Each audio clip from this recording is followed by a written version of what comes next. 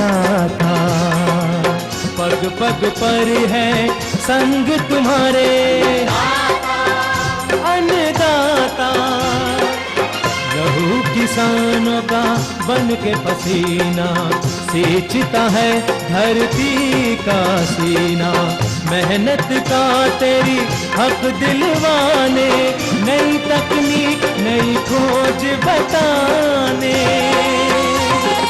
पशुधन को गुणवान बनाना, पौध सुरक्षा को सिखलाना, खेती के सब गुर समझाने, भारत का सरताज बनाने। आठों पहर है संग तुम्हारे अन्नदाता, अन्नदाता। नमस्कार, मैं शालिनी आप सभी दर्शकों का अन्नदाता कार्यक्रम में स्वागत करती हूं। हर रोज की तरह एक बार फिर से हम कार्यक्रम में लेकर के आए हैं खेती बाड़ी से जुड़ी हुई बहुत सी लाभकारी जानकारियां। तो चलिए सबसे पहले देखते हैं कि क्या है विशेष आज के कार्यक्रम में। हरी खाद हेतु ढैंचा और सनई की खेती पर जानकारी, जैविक खेती के लाभ और उसके महत्व पर जानकारी,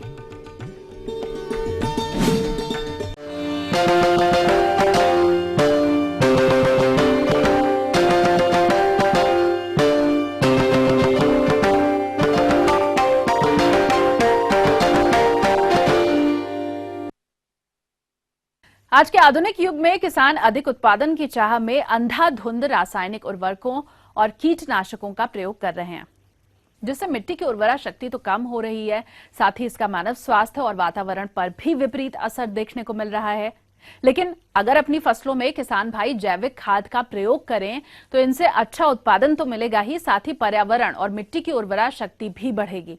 इसीलिए आज हम जैविक खादों के तहत हरी खाद की खेती और इनसे लाभों के बारे में जानकारी लाए हैं, जिसे हमारे बीच साझा कर रहे हैं टीएसी ढोली मुजफ्फरपुर के बीज निदेशक डॉक्टर देवेंद्र सिंह। सबसे बढ़िया मौसम है ये ढैंचा की खेती करने का। कोई भी खेती करते हो, धान गेहूं, इसके बाद ढैंचा जरूर लगाएं। धान के बाद दलहन लगाए हैं तो भी ढैंचा लगाएं, तोरी लगाए हैं तो भी ढैंचा लगाएं। किसान भाइयों को ढैंचा से पहले आप ये जान लें कि क्या फायदा होती है। ढैंचा एक ऐसी फसल है जो हरी खाद के रूप में उपयोग किया जाता है। इसमें नाइट्रोजन, वातावरण के नाइट्रोजन को फिक्स करने का सबसे ज़्यादा कैपेसिटी होता है, जो प्रति हेक्टेयर लगभग 100 से 120 किलोग्राम नाइट्रोजन फिक्स कर सकता है अच्छे कंडीशन में। इसमें एक अफ्रीकन ढैंचा और एक भारतीय इंडियन ढैंचा, दो तरह के ढैंचा का उपयोग किया जाता है। हरी खाद के लिए ढैंचा और सनई की बुआई खेत की उपलब्धता के आधार पर अप्रैल के अंतिम सप्ताह से जून तक कर सकते हैं, जिससे 45 से 55 दिन के बाद मानसून आने पर इसकी आसानी से पलटाई की जा सके। हरी खाद के लिए इसकी खेती प्रदेश के लगभग सभी क्षेत्रों में की जा सकती है। खेत की एक बार मिट्टी पलटने वाले हल से जुताई करके 2 बार कल्टीवेटर से जुताई की आवश्यकता पड़ती है। जहां तक इसकी प्रजातियों की बात है तो ढैंचा की हिसार ढैंचा, पंत ढैंचा इत्यादि प्रजाति की आप बुआई करें और सनई की उन्नत प्रजातियों में K12 और SJ 67.42 का चयन करें। इसके पास सिंचाई के साधन हो, वो अपना अगर खेत जुता हुआ हो तो इसमें ढैंचा का प्रति एकड़ 10 से 12 किलो बीज छिड़काव कर दें। छिड़काव करने के बाद उसमें अगर पानी भर देते हैं तो ढैंचा की फसल उगाएगी और वह बढ़वार, अगर बीच में 15-20 दिन के अंदर बारिश हो जाती है तो उसकी बढ़वार अच्छी तरह से बढ़वार शुरू हो जाएगी। यदि ढैंचा की फसल लेना चाहते हैं तो इसके लिए 30 से 40 किलोग्राम बीज प्रति हेक्टेयर की दर से आवश्यकता पड़ती है और सनई का बीज 80 से 100 किलोग्राम प्रति हेक्टेयर प्रयोग करते हैं। इन फसलों के लिए 320 किलोग्राम सिंगल सुपर फास्फेट का प्रयोग खेत की तैयारी के समय करें। खड़ी फसल में किसी भी उर्वरक का प्रयोग न करें। इस तरह से जो ढैंचा आप लगाएंगे वो लगभग 50 से 60 दिन के अंतराल पर इसको हरी खाद में अगर उपयोग करना है तो इसकी खेत में मिला देते हैं। खेत में मिलाने के बहुत से यंत्र यूज करते हैं किसान भाई, मगर इसमें भी सावधानी की जरूरत है। एमबी प्लाऊ का जब यूज करते हैं, जो मोल्ड बोल्ड प्लाऊ होता है, उसका यूज करने पर खेत ऊपर नीचे हो जाता है और खेत का लेवल खत्म होने से पैदावार घटता है। इसलिए किसान भाइयों को सलाह दी जाती है कि वो डिस्क हैरो का उपयोग करें और ढैंचा को बिना गिराए सीधे ट्रैक्टर में डिस्क हैरो लगाकर उसमें क्रॉस हैरोइंग करें। एक बार सीधे करें और दूसरे बार आड़े करें। इससे क्या है कि ढैंचा नीचे गिर जाएगा और कट के मिट्टी में मिल जाएगा। जहाँ तक पलटाई की बात है तो किसान भाइयों, जैसे ही धान की रुपाई का समय आता है उससे लगभग 1 सप्ताह पहले आप पलटाई कर सकते हैं। पलटाई करते समय आपको थोड़ा सा ये ध्यान रखना होगा कि आप हैरो या रोटावेटर से पलटाई करें, जिससे कि पूरी तरह से फसल की जो पत्तियां व टहनियां हैं वो कटकर खेत में मिल जाएं। इनसे 86 से 130 किलोग्राम नाइट्रोजन प्रति हेक्टेयर प्राप्त होता है, जिससे किसान भाई यूरिया की बचत तो कर ही सकते हैं।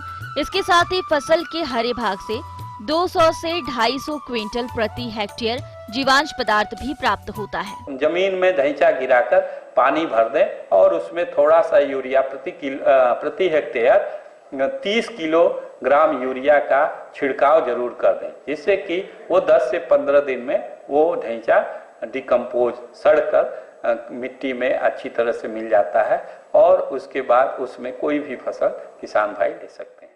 तो ये थी कुछ उपयोगी जानकारियां। अब लेते हैं एक छोटा सा ब्रेक। जल्द हाजिर होंगे और कार्यक्रम में आगे और भी बहुत सी महत्वपूर्ण जानकारियां हैं। बने रहिए हमारे साथ।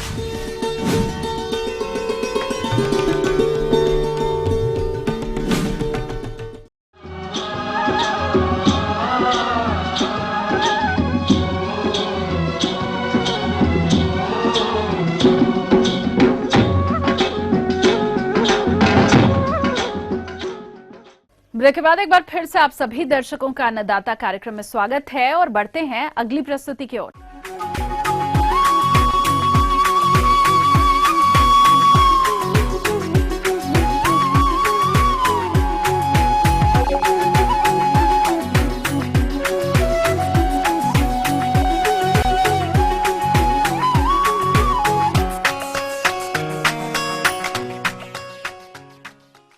दिन प्रतिदिन देखने में आ रहा है कि हमारे किसान भाइयों का रुझान जैविक खेती की तरफ बढ़ रहा है, क्योंकि जैविक खेती करने से एक तो इन्हें रसायन मुक्त उत्पाद की प्राप्ति होती है, साथ ही साथ इन्हें रसायन उत्पाद की अपेक्षा इस खेती से मिलने वाले उत्पादन का अच्छा बाजार भाव मिलता है। इसीलिए हमारे जो भी किसान भाई इन लाभों को देखते हुए जैविक खेती को अपनाना चाहते हैं, वो किस तरह से करें जैविक खेती, इस बारे में उचित सुझाव दे रहे हैं कृषि वैज्ञानिक डॉक्टर DK सिंह। जैविक खेती एक ऐसी खेती कृषि प्रणाली है जिसमें कि किसी भी प्रकार के फर्टिलाइजर हो या कोई केमिकल हो, जैसे घास मारने की दवा हो या कीड़े मारने की दवा हो, इन सब का प्रयोग नहीं करते हैं। मृदा और मानव स्वास्थ्य के लिए जैविक खेती आज की जरूरत है, क्योंकि अधिक उपज के लिए मृदा में हम कई तरह के रासायनिक उर्वरकों और दवाओं का प्रयोग कर रहे हैं, जिससे मिट्टी तो खराब हो ही रही है और इससे प्राप्त उपज के उपयोग से मानव स्वास्थ्य पर भी बुरा असर पड़ रहा है। जैसा कि जैविक खेती में कुछ ऐसे फसलें हैं जिनको अगर उपयोग में ली जाए तो हमें काफ़ी फ़ायदा होता है। जैसे कि हमारी बासमती धान है, अगर इसको जैविक खेती के अंतर्गत लिया जाता है तो इसमें उत्पादन अच्छा होता है। या फिर जो हमारे ये हैं आपकी सब्जियां हैं, सारी सब्जियां इसमें उगाई जा सकती हैं। और भी कुछ ऐसे फसलें हैं जिनमें कि फर्टिलाइज़र का इस्तेमाल कम होता है, उन सारी फसलों में जैविक खेती अगर की जाए तो इससे अच्छा फ़ायदा लिया जा सकता है। जैविक खेती करने के लिए सबसे प्रथम बात आती है कि हम पोषक तत्वों का प्रबंधन कैसे करें। तो पोषक तत्व प्रबंधन के लिए अगर हम अभी से ध्यान दें तो जैसे इस समय गेहूं की कटाई हो चुकी है, तो गेहूं की कटाई करने के बाद अगर हम ढैंचे की हरी खाद की फसल उगा के और अगर उसमें उसको मिट्टी में मिला दें तो वो बहुत ही फायदेमंद होता है। इसके अलावा गोबर की खाद है, सड़ी हुई गोबर की खाद का इस्तेमाल कर सकते हैं, और बर्मी कंपोस्ट है जिसको केचुए की खाद करते हैं, उसका इस्तेमाल किया जा सकता है। बायो फर्टिलाइज़र हैं जो तमाम तरह के जैव उर्वरक आते हैं, उन जैव नाइट्रोजन स्थिरीकरण करने वाले जैव उर्वरक और भी जैव उर्वरक आते हैं, उन जैव उर्वरकों का भी प्रयोग किया जा सकता है। तो इसलिए इस तरह से अगर आप इन सब जैव उर्वरकों का प्रयोग करते हुए या जैविक खादों का प्रयोग करते हुए अगर आप फसल को उगाते हैं तो उससे अच्छी फायदा लिया जा सकता है। हमारे प्रधानमंत्री जी की भी एक परंपरागत कृषि विकास योजना चल रही है जो कि जैविक खेती को बढ़ावा देती है, मुख्य रूप से उन एरिया में जहाँ की हमारे हरित क्रांति का बहुत असर नहीं हुआ है और परंपरागत से ही किसान खेती कर रहे हैं तथा इन जैविक खादों का इस्तेमाल करते हुए खेती कर रहे हैं। उन एरियाओं के लिए जैविक खेती बहुत ही अच्छी साबित हुई है। जैविक फार्मिंग के अंतर्गत आप फसलों के उत्पादन के साथ साथ अन्य जो भी व्यवसाय अपनाएंगे या बागवानी फसलें लेंगे उसके लिए भी जैविक मापदंडों का पालन करना होगा। पूर्ण रूप से जैविक खेती से जुड़ने के लिए और किन किन महत्वपूर्ण बातों को ध्यान रखना होगा, आइए विस्तार से जानते हैं। किसान भाइयों के लिए अगर जो किसान भाई जैविक खेती करना चाहते हैं उनसे मेरा अनुरोध है कि अकेले जैविक खेती न करें, अगर ग्रुप में करें, एक साथ मिलकर सभी किसान भाई एक सहभागिता बना के एक साथ बना के अगर खेती करते हैं जैविक खेती तो उसके लिए फ़ायदा होता है। क्योंकि इसमें अगर आपका जो जैविक उत्पाद होता है, उत्पाद जब तक उसका सर्टिफिकेशन नहीं होता है तब तक वो जैविक उत्पाद नहीं माना जाता है। उसके सर्टिफिकेशन के लिए बहुत सारी एजेंसियां हैं जो कि सर्टिफाइड करती हैं और इसके साथ साथ आजकल एक participatory guarantee system PGS system चला है जिसमें कि अगर किसान अपना ग्रुप बना के और जैविक खेती करते हैं तो वो ग्रुप पूरा एज ए ग्रुप रजिस्टर्ड होता है पीजीएस सिस्टम में, उसमें कोई भी खर्चा नहीं आता है। जबकि अगर किसान भाई कोई थर्ड पार्टी जिसको जो सर्टिफिकेशन एजेंसी है अगर उनसे सर्टिफिकेशन करवाते हैं तो उन पे कुछ खर्चा आता है। हालांकि खर्चा जो आता है वो इस पे निर्भर करता है कि कितने किसान एक साथ जुड़े हुए हैं।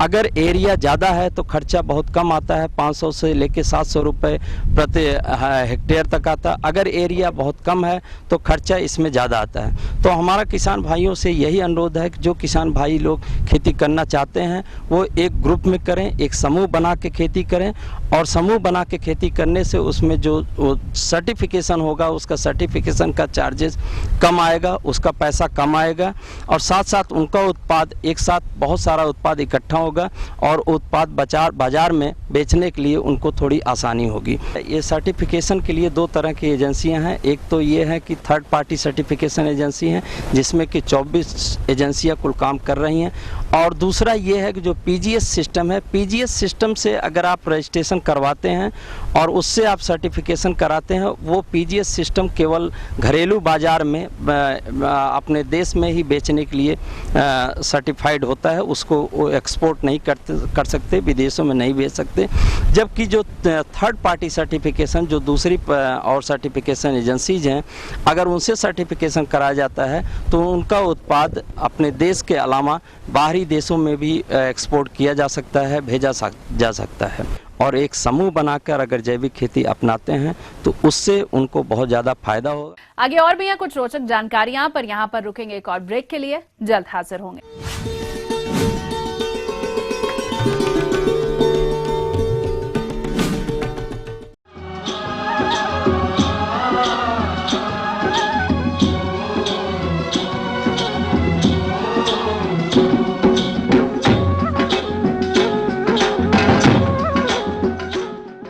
ब्रेक के बाद एक बार फिर से आप सभी दर्शकों का स्वागत है और चलिए अब रुख कर लेते हैं अगली कड़ी की ओर।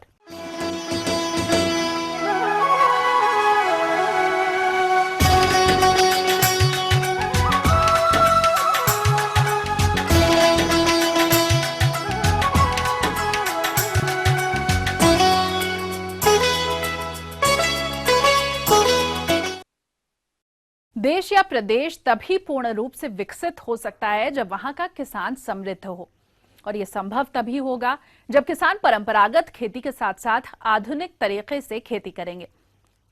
इस सोच को अपने मन में धारण करके युवा किसान राकेश कुमार ने परंपरागत खेती के साथ अपने 1 एकड़ खेत में आधुनिक तरीके से हरी मिर्च की खेती की है और इससे 5 माह में 1 लाख की आय प्राप्त कर चुके हैं।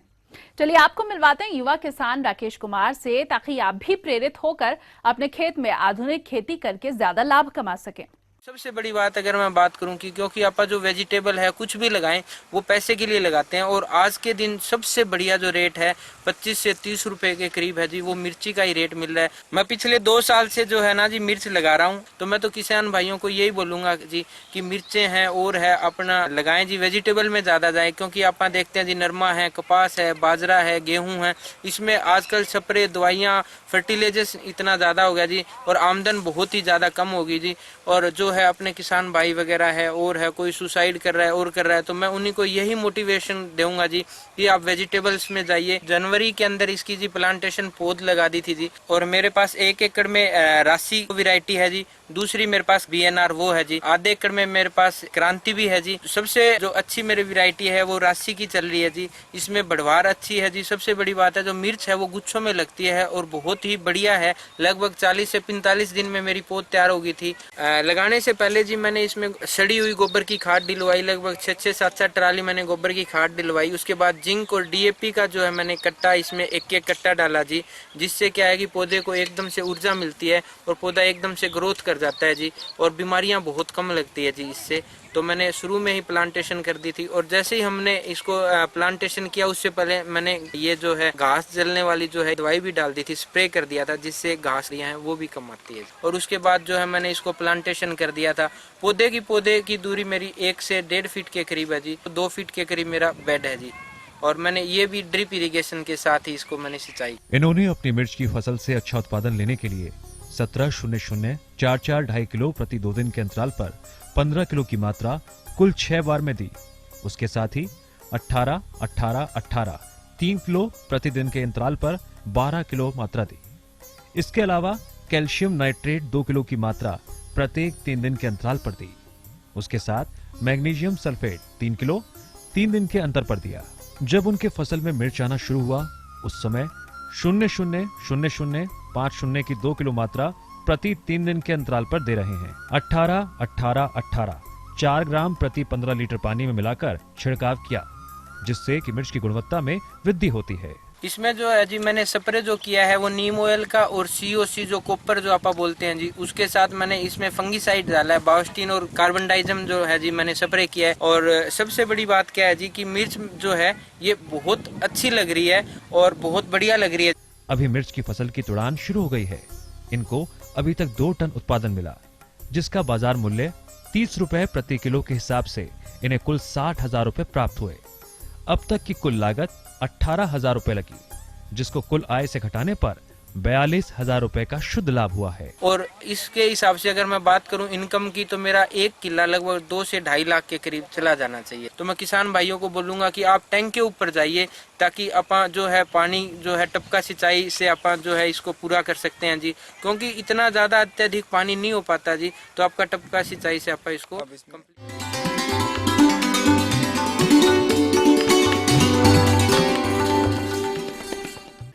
अन्नदाता हेल्पलाइन निशुल्क फोन संपर्क सेवा के माध्यम से आपके द्वारा पूछे गए कृषि से जुड़े हुए प्रश्नों में से 1 या फिर 2 महत्वपूर्ण प्रश्नों को हम अपने कार्यक्रम में शामिल करेंगे, और इसी के तहत आज का चयनित प्रश्न और उसका जवाब इस प्रकार है।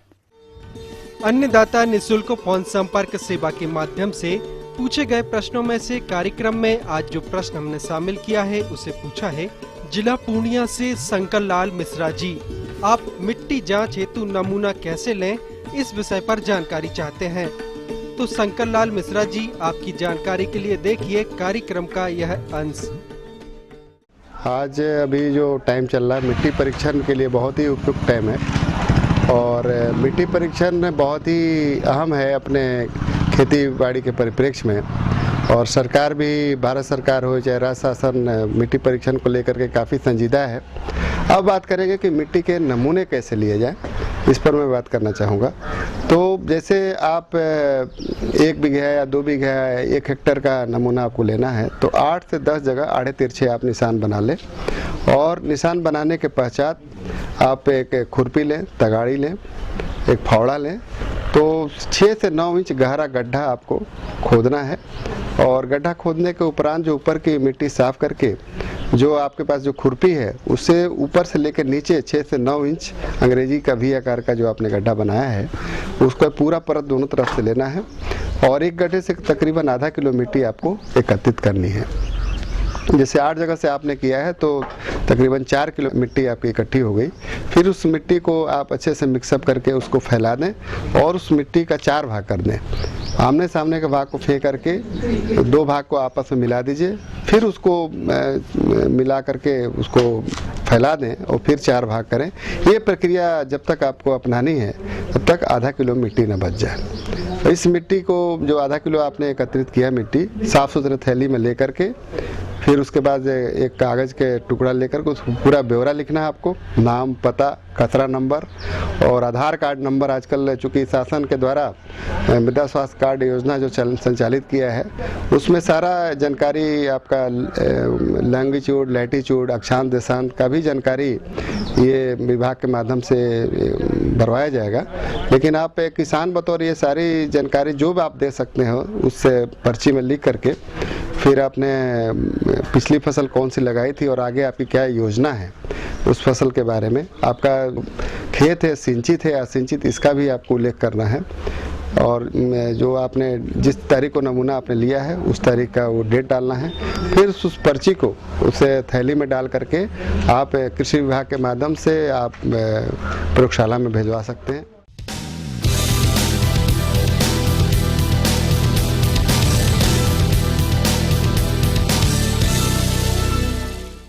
राज्य की विभिन्न मंडियों में कृषि उत्पादों के चढ़ते उतरते बाजार भाव की संक्षिप्त जानकारी इस प्रकार है।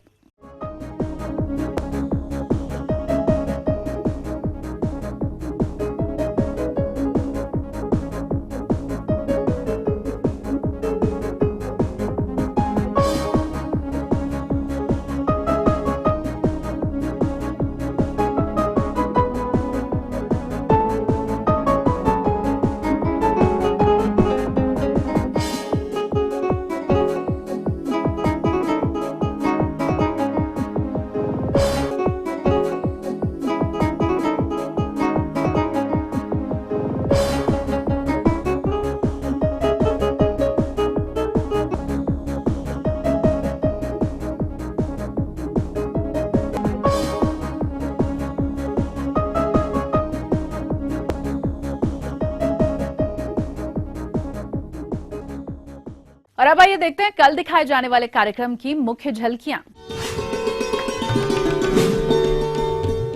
अच्छी बढ़वार हेतु मूंग की फसल में किए जाने वाले जरूरी कार्य, गर्मियों में फलदार बागों में किए जाने वाले जरूरी प्रबंधन।